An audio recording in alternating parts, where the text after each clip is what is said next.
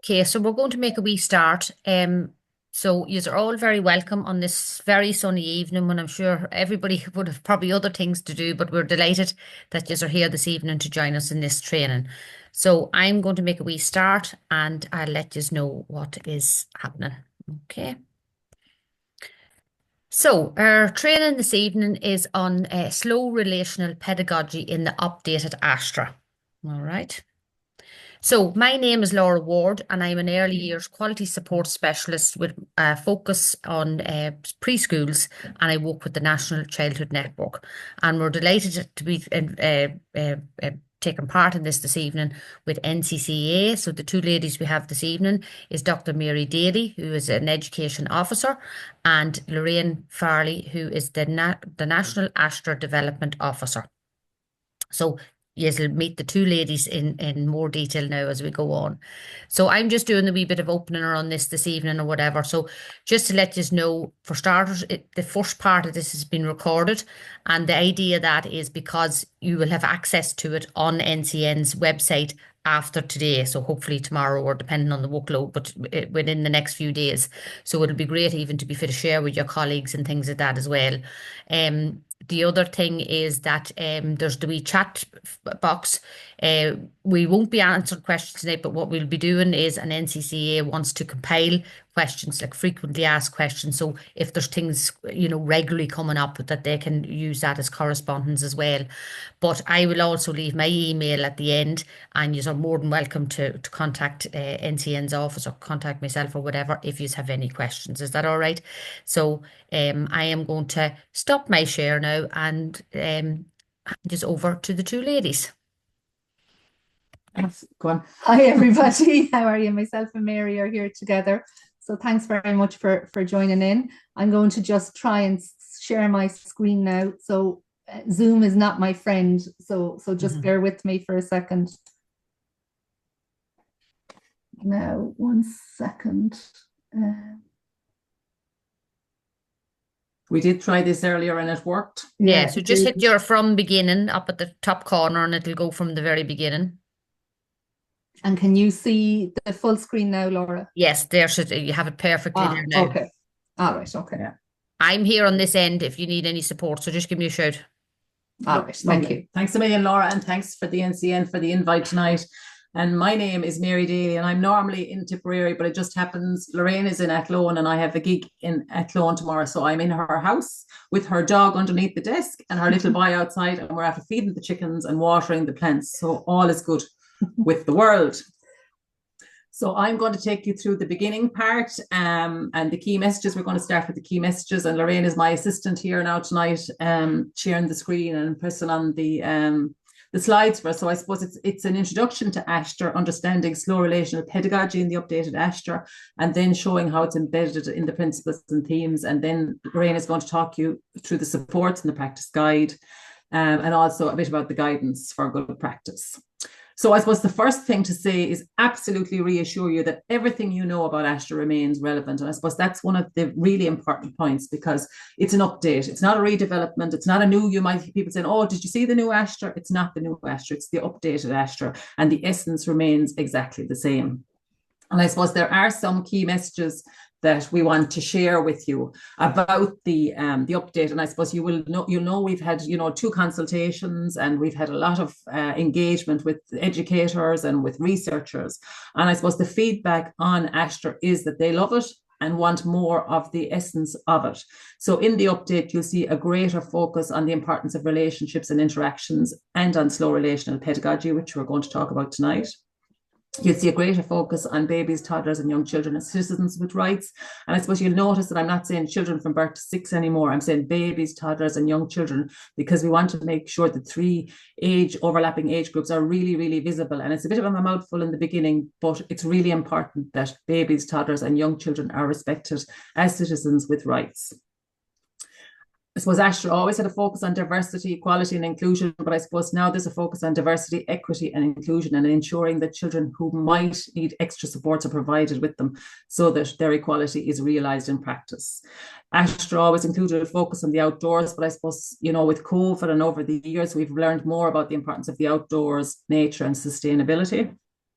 We the original Aistear had a huge focus on play and hands-on experiences, and that's even strengthened in the update. And supporting continuity of experience and progression in learning is really important, because we know so much about brain development now and how children develop in those really important first early years. So there's really important that there's continuity in their progression and learning. So going back, this is our new graphic. Hopefully you'll see it links very much with the old one, but it is different. I suppose in the middle, you will see a focus on agency, and we'll be talking about that later on, but I suppose that's very much linked to rights. So you have the competent and confident that you had in 09, but you've also got a focus on the agentic baby, toddler, and young child. And you'll see the principles around the edge. We've gone from 12 principles to 9. And then the update there brought much more to the fore, because there were something that maybe were a little bit ignored in the past. The themes are still there, but you'll notice the colours are more faded in, because we wanted to show how interconnected they are, and that when you're supporting a baby's well-being, you're also supporting their identity and belonging, their communicating, and their exploring and thinking. And we've also added in a glossary. We've explained it in the text, but also in the glossary. So if there are some words that need explaining, they're included in the glossary. The next bit is the guidelines have been updated, and they're called guidance.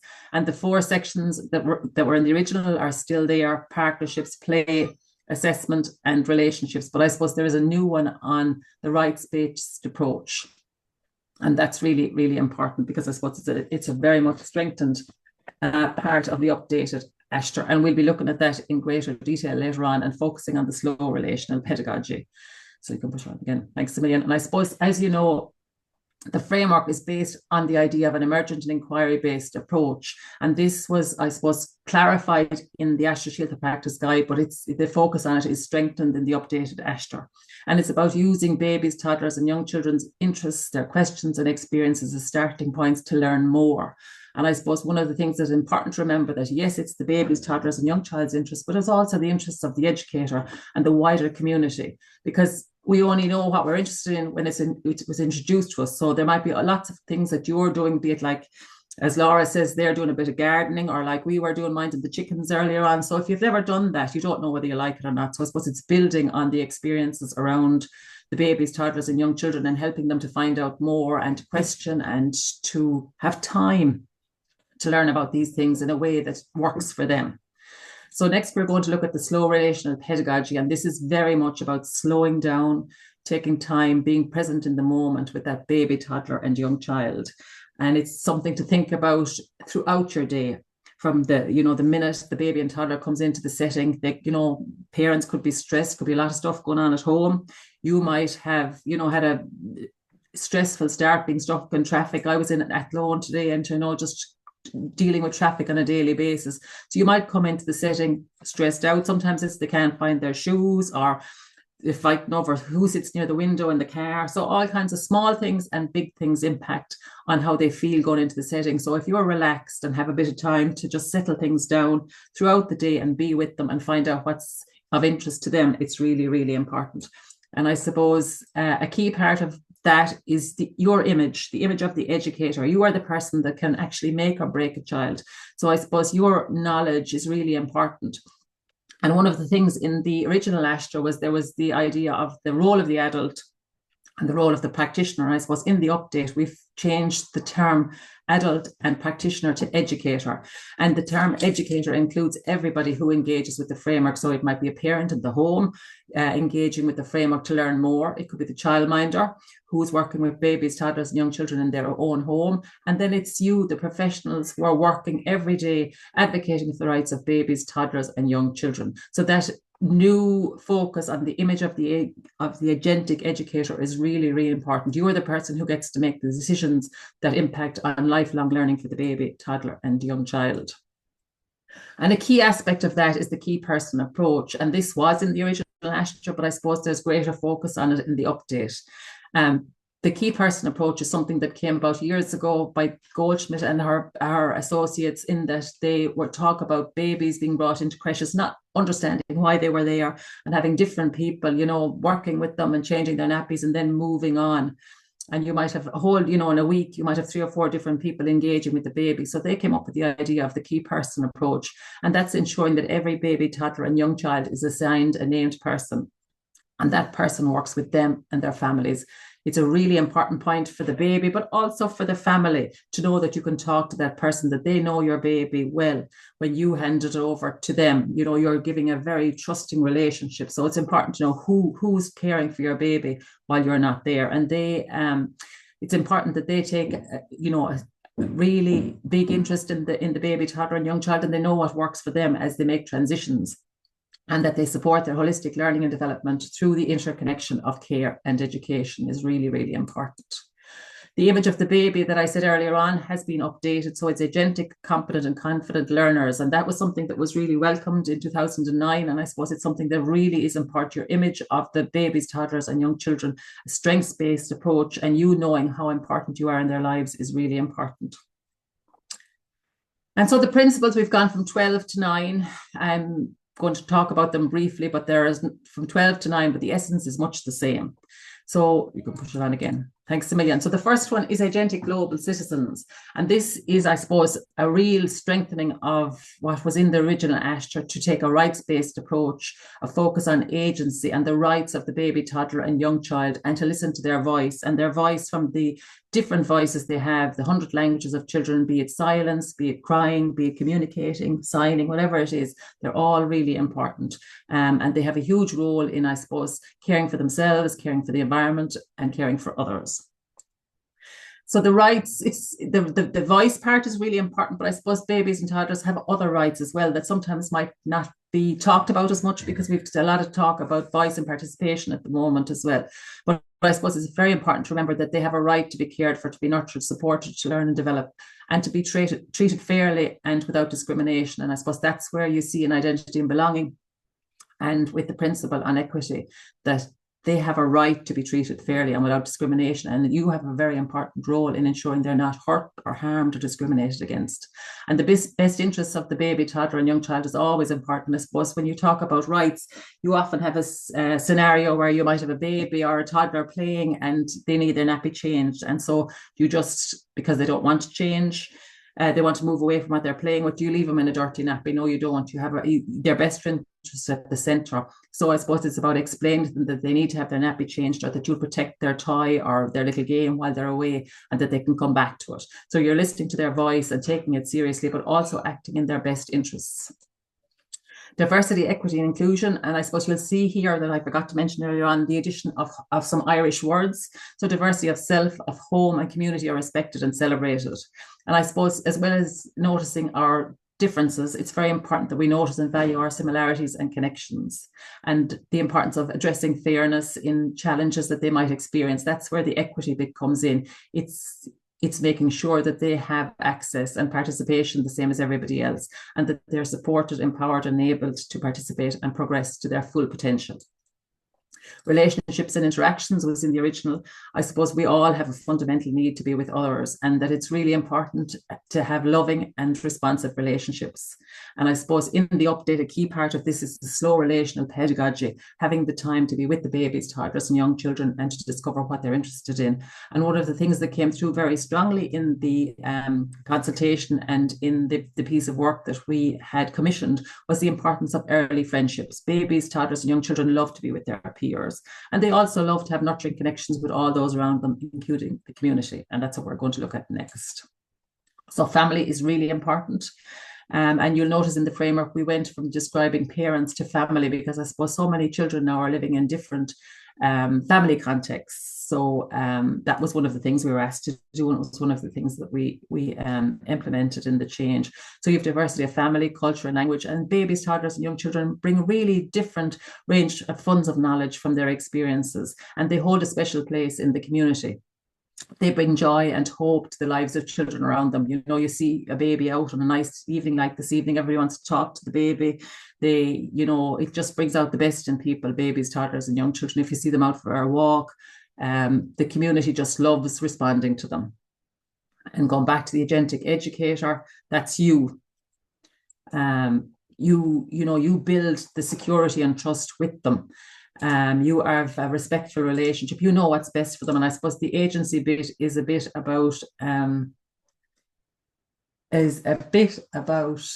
noticing, nurturing, and responding to what's in their environment and knowing what works for them. Transitions, you'll notice there's a new principle on transitions in the updated Aistear. It wasn't the theme of well-being, but I suppose we wanted to highlight it because transitions can be difficult for some children, and I suppose to understand that from a baby's, toddler's, and young children's experience, all of them are important. We sometimes think about the big transitions like going to primary school, but coming in every morning, leaving your mum and dad, moving throughout the daily routine, moving from room to room, going to a childminder, you know, going back home in the evening. There's a lot of change for some children. So it's very important that we understand that they are important and the key role of the person who is assigned to them, and ensuring that it's a shared responsibility. Yes, it's for the family, but it's also for the setting, that everybody works together in the best interests of the babies, toddlers, and young children. So holistic learning and development, that was there in the beginning as well. It's, you know, learning so many different things at the same time. And I suppose that's why we worked with the themes as well, to show the interlinks between them. And it's really important that, you know, they experience relevant and meaningful learning experiences, and nurturing their well-being, their communication, and being Fishhook, which is curious and resilient. The dispositions are really, really, really important in Aistear, as they were in 2009, but I suppose they're again more to the fore in the update. Play and hands-on experiences. Children have a right to play. One of the things you might notice in the update is that we have a focus on free play, guided play, and educator-led playful experiences. And this is really important because children need a mix of all three. And they also need the time, spaces, and resources. And the play and hands-on experiences helps them to reach their potential holistically through the themes, aims, and learning goals. And their learning environment, I suppose this is one of the things that maybe it got some attention in the original, but I suppose we've had a greater focus on it in the update. And I suppose it is the physical space, indoors and outdoors, and the resources and the daily routines, but it's also the relationships and interactions. You know very quickly when you go into a home or into a setting, you kind of feel the atmosphere. So I suppose that's a key part of the learning environment. It's not just the resources that are there, it's the atmosphere and the culture that's in the setting. And that's really important because that's what makes the difference. You can have a lovely environment, but if the interactions aren't good, it's not good for the babies, toddlers, and young children. So now I'm going to hand over to Lorraine, who's going to talk to you about the themes, aims, and learning goals. Now, hello, everybody. Just give me a second now to find myself. That's fine. Okay.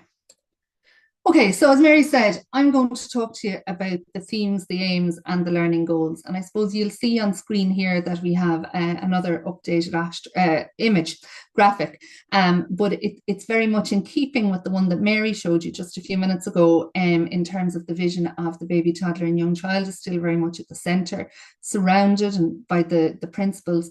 And then the principles very much underpin the themes. And as Mary said, some of the feedback we got in the consultation was that wasn't always the case, that sometimes the principles were overlooked. So now the principles are very much threaded and embedded throughout the four themes. So you'll see on the graph, the themes have remained the same. We still have well-being, identity and belonging, communicating, and exploring and thinking. So we'll have a look at them now in more detail. So the image on the right-hand side of the screen, it's not there for you to read. It's there just to give you a sense of what it looks like in the updated framework. Some of you may have received your hard copies already.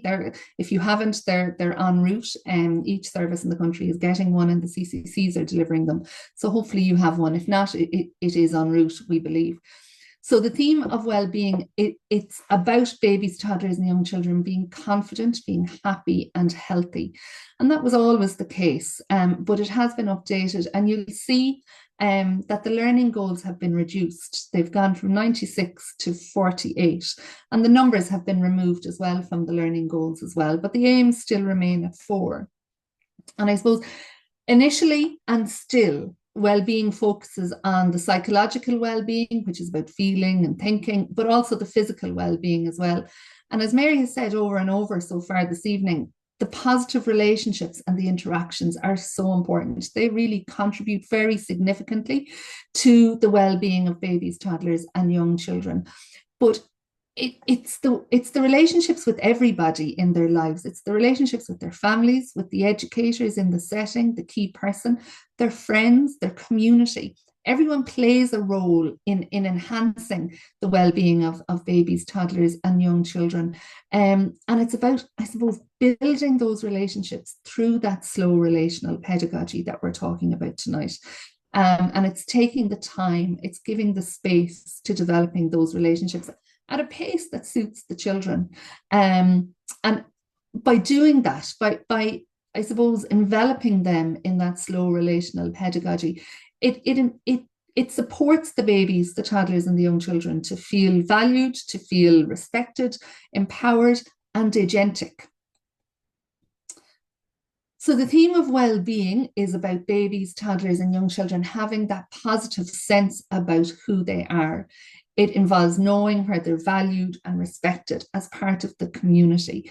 And this lovely word mehel has been introduced, and it's that sense, the community spirit of coming together. But again, at the heart of identity and belonging, it's the relationships with the family members, with everybody that we have mentioned, because the baby, the toddler, the young child, their sense of who they are is very much informed and shaped by their family, by their educators, by their communities. And like we talk about identity and belonging, but we have to acknowledge and recognize that babies, toddlers, and young children, they have multiple identities, and they're all shaped by their experiences and their environments, as well as, I suppose, how they perceive themselves, their family, and others, in the local and even global community, really. But belonging then is about them having that sense of being secure and a feeling of Aveness Cree, and you'll find that in there. What does that even mean? It means gladness of heart, with the people in their lives. And I suppose when they have that feeling of belonging, they have a sense of pride in who they are, in their families, in their communities, in their friends. And that can support them to be emotionally strong and self-assured and resilient and able to deal with the challenges and difficulties. And Mary talked about the importance of the dispositions earlier, and that they're very much threaded throughout the themes, as you can see.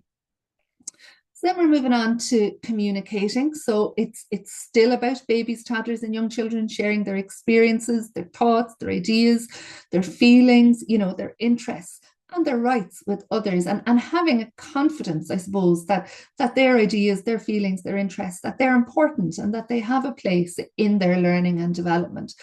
And it's about building their own competences in a variety of ways and for a variety of purposes. And you'll see throughout the aims that there's many different ways threaded throughout them. And when we talk about communicating, we're talking about listening to the voice of the baby, toddler, and young child. But as we all know, the voice is more than just voice. It's how they communicate in terms of their cries, their we all know when a baby cries, it might mean they're hungry or it might mean they're tired, and you get to know the different cries as you get to know the baby. But it's also about noticing their silences and understanding that silence is a way of communicating as well. It's about understanding their facial expressions and their body language. And that's all embedded throughout the aims and learning goals of that particular theme. Exploring and thinking then is about babies, toddlers, and young children being curious. It's about making sense of the world around them, the things, the places, the spaces, the world. And they do that through playing and through exploring, through interacting. And they do that when they feel safe, when they feel secure and supported, and they enjoy then exploring and finding out about their world. And what's really important is that the time and space is given for them to explore and investigate and play, and that it's time that they need, that it's not rushed, that the space is there. They're not moving quickly from one thing to another, that we're working through that slow relational pedagogy.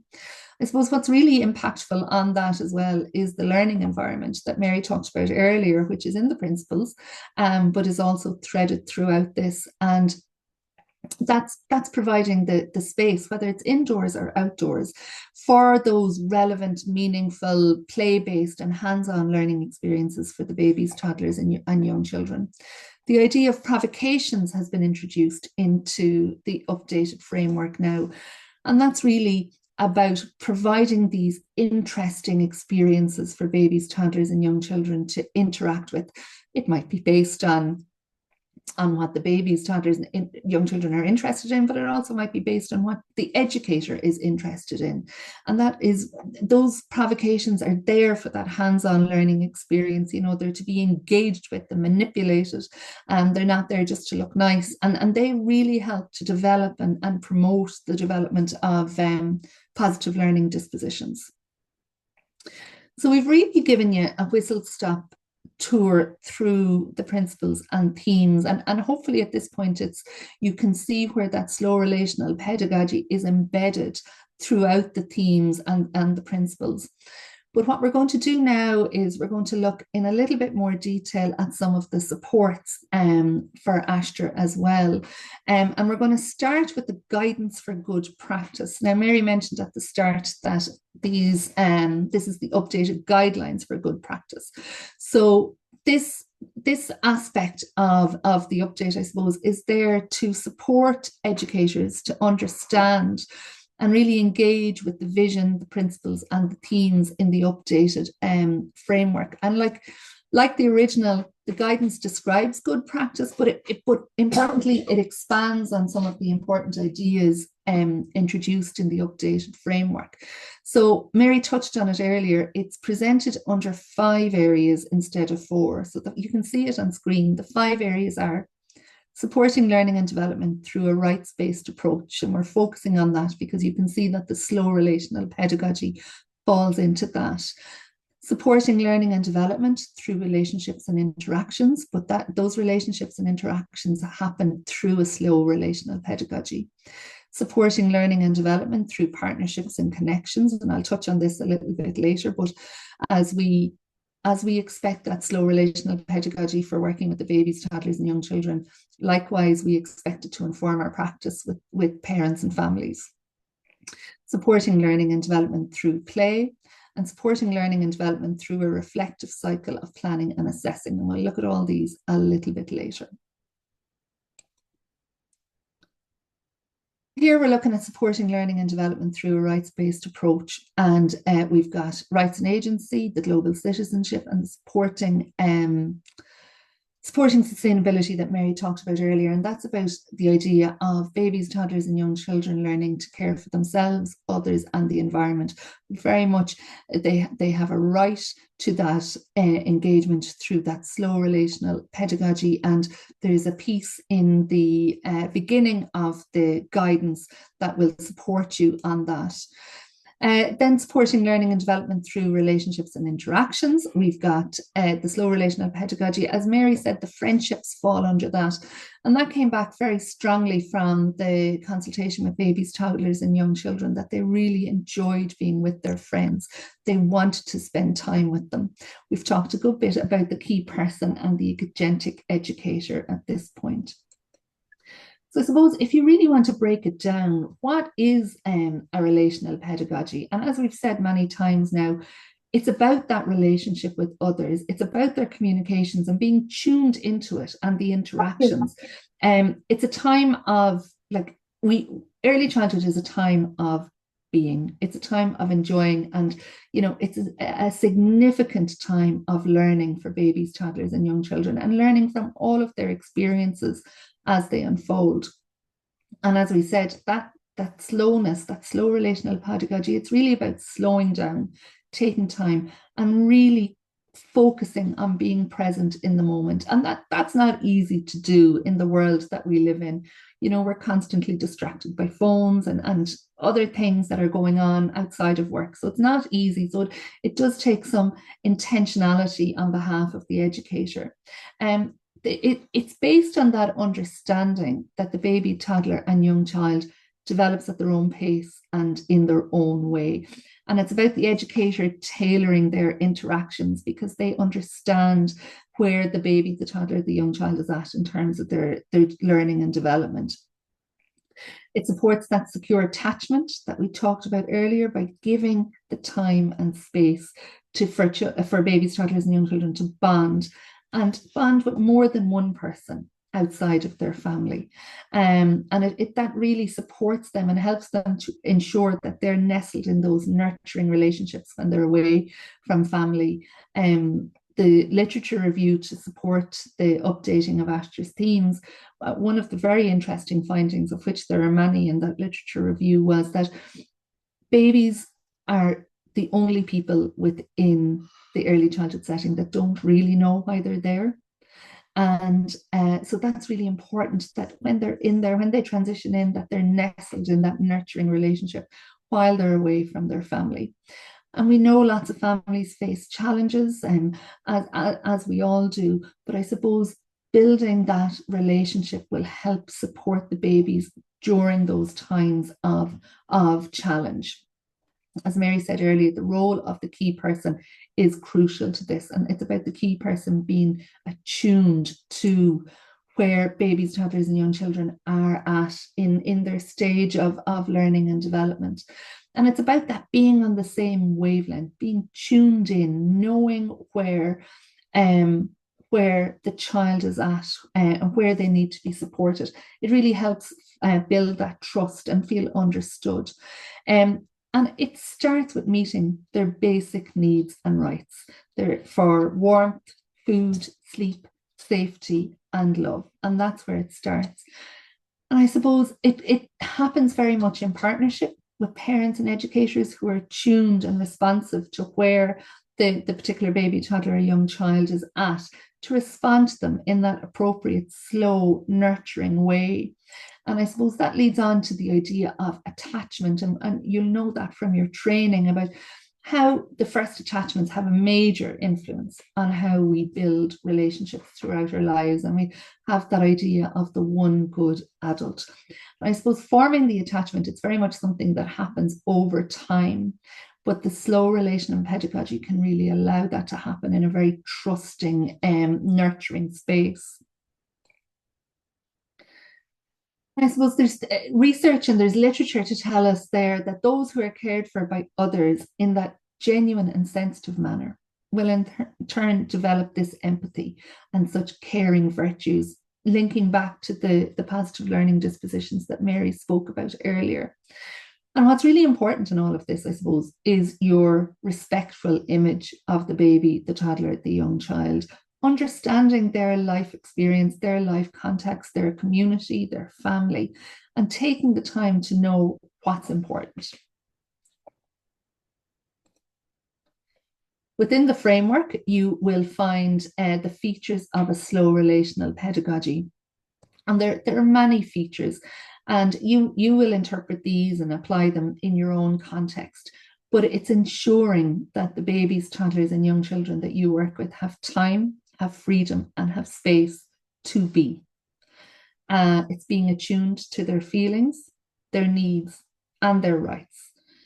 And it's being emotionally and physically present. And as we said, that's not easy. It really does take intentionality on the focus of the educator. It's noticing, nurturing, responding, and reflecting to what's happening with the babies, toddlers, and young children that you're with. And we'll talk about that in a little bit more detail. It's giving them feedback, and it's naming and it's affirming their efforts. And giving them feedback is like, I noticed you really trying to get your wellies on today. That is brilliant. And I noticed you really concentrating on which welly was for which foot. And I bet if you think about your practice, even just today, you will come up with a scenario or an example where you noticed what the child was doing, you named it, you gave them positive feedback, and you affirmed their efforts. And it's about recognizing that as a really important part of our pedagogical practice. And it's about using that information to develop that emergent and inquiry-based curriculum. Because we understand curriculum as all of the experiences babies, toddlers, and young children have throughout the day. So it's not the activities you set up. It's not the outdoor learning environment. It's getting the wellies on to get out to the outdoor learning environment. And that's very much an emergent and inquiry-based curriculum because you're meeting the babies, toddlers, and young children where they're at.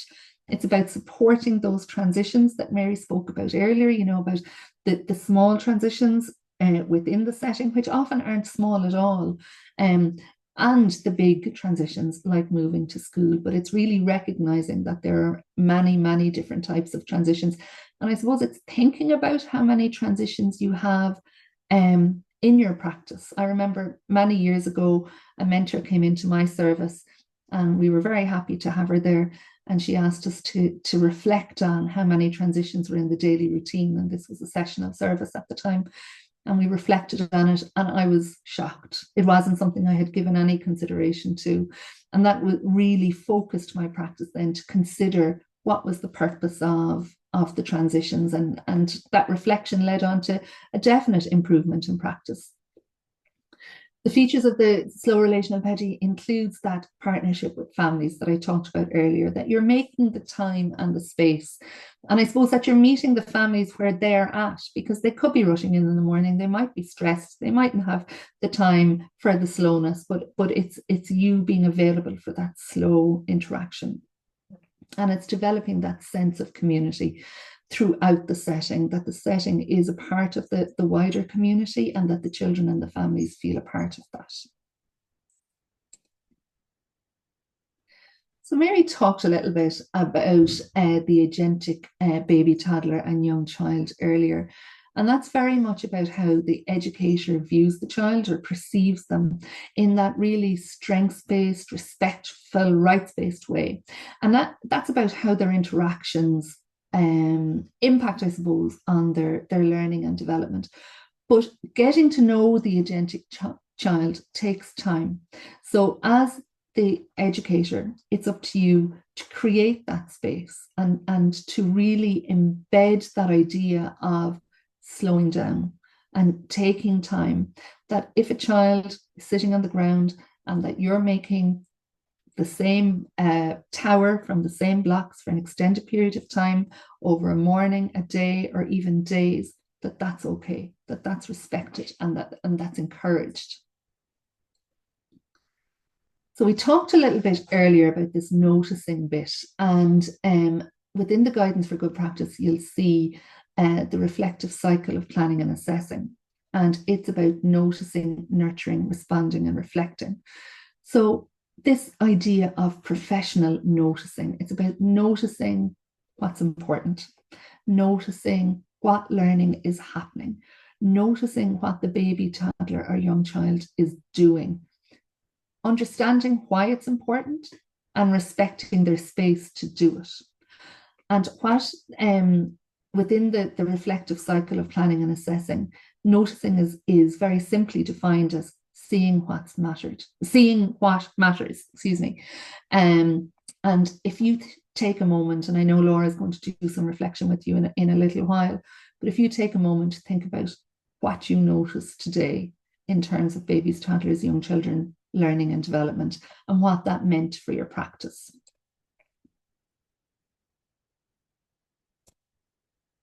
Mary touched on earlier the multimodality of voice, and it's about noticing that in your practice as well. You're noticing what the babies, toddlers, and young children are saying or expressing through their gestures, their facial expressions, their behaviors, their crying, their babbling, and crucially, their silences.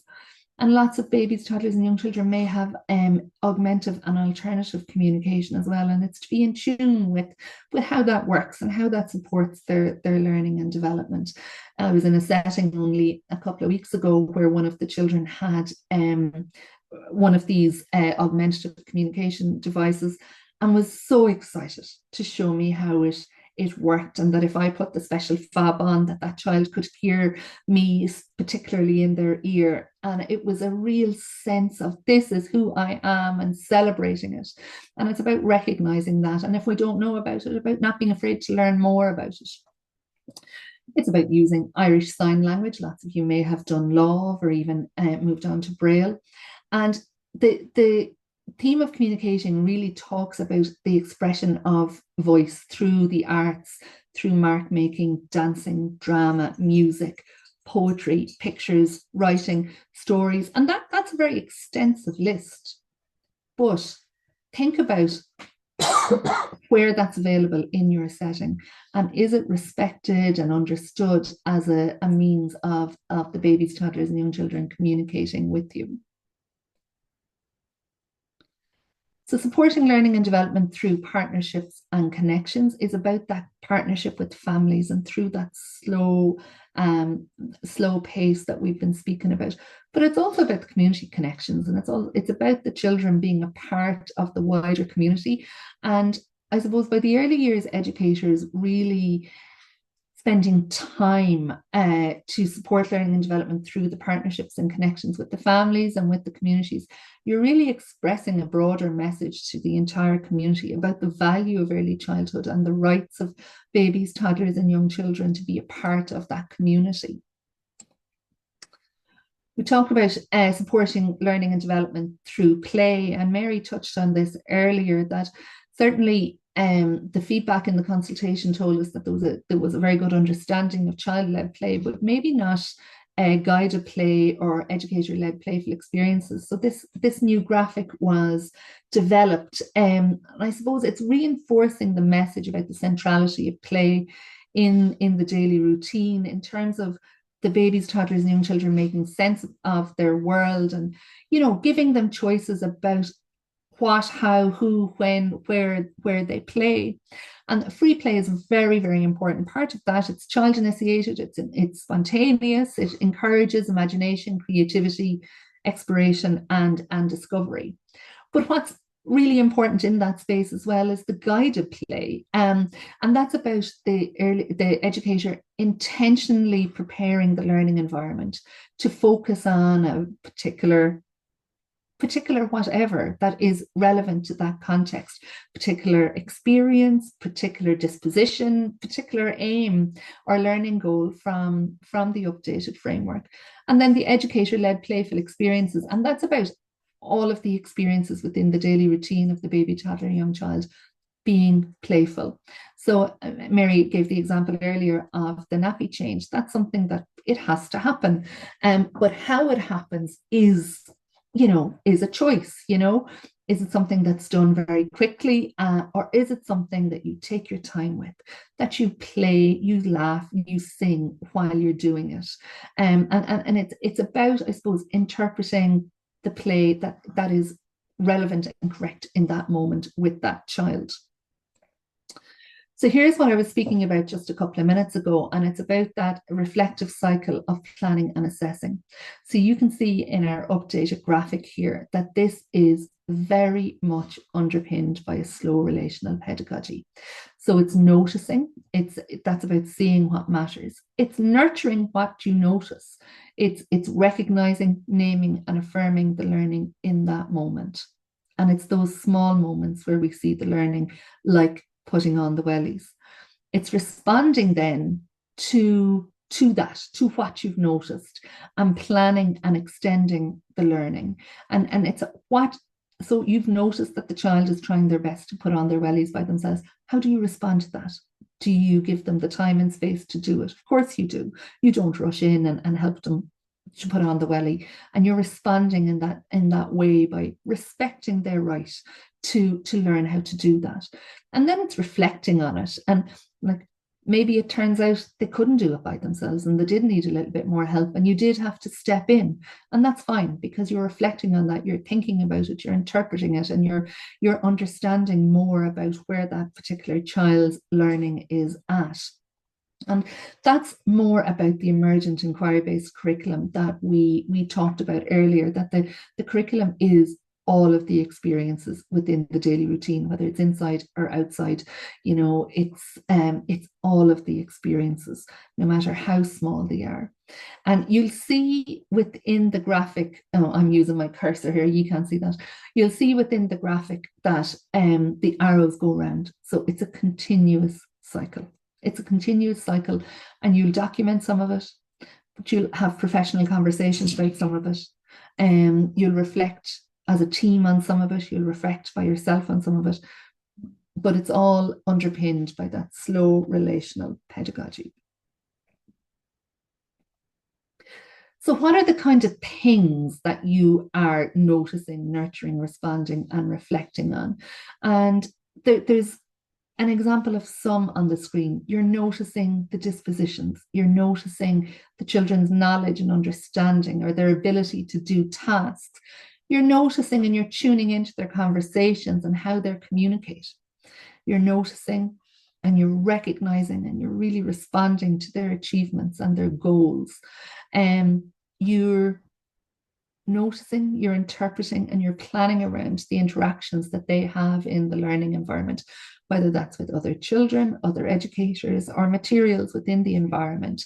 You're interpreting those interactions for what that means for their learning and development in that particular context. You're noticing their interests. They may tell you their interests, but you may observe or notice their interests as well throughout their play.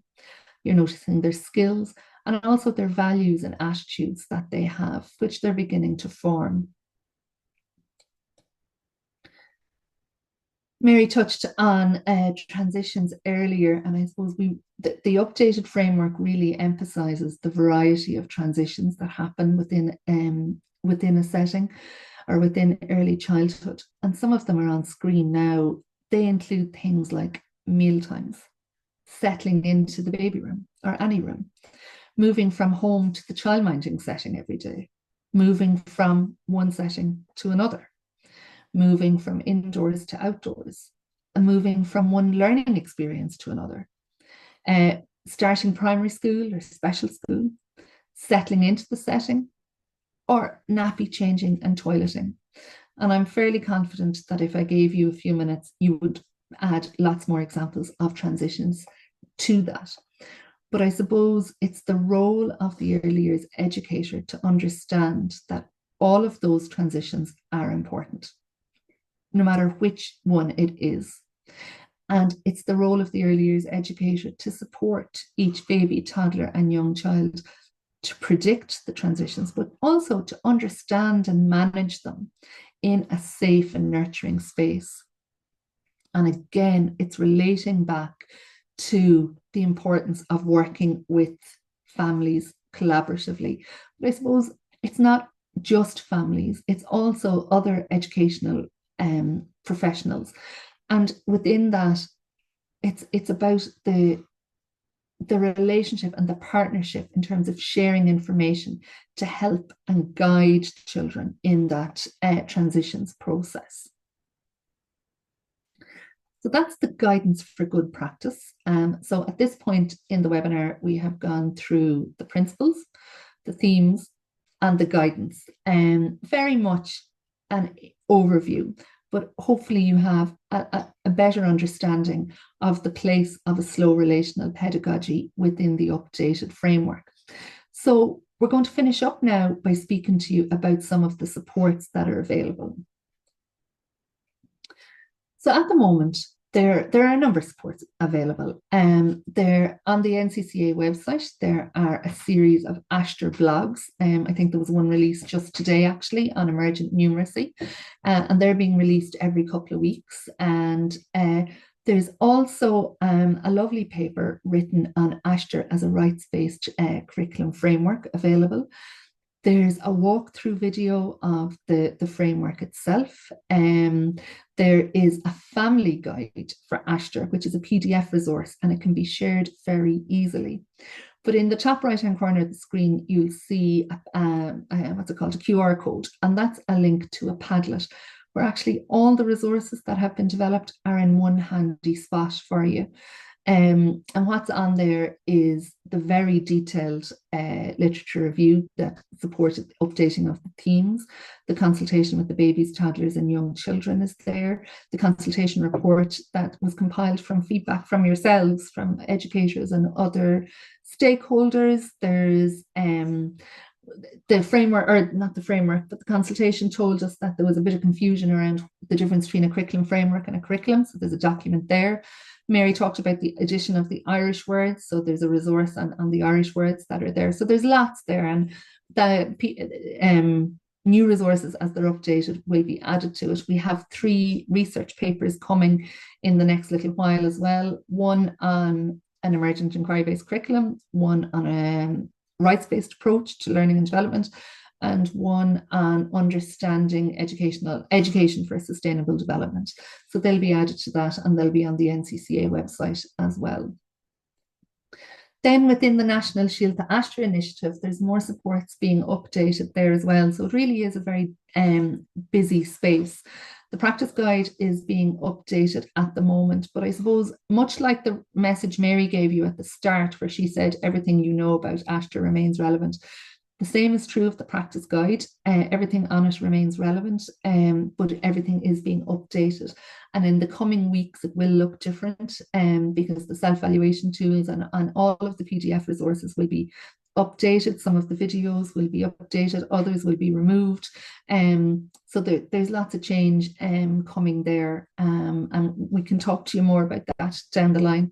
There's also an introductory workshop to Síolta Aistear and the practice guide that you might be familiar with. That is being updated as well. That's a self-directed piece of learning. It takes about 40 or 45 minutes.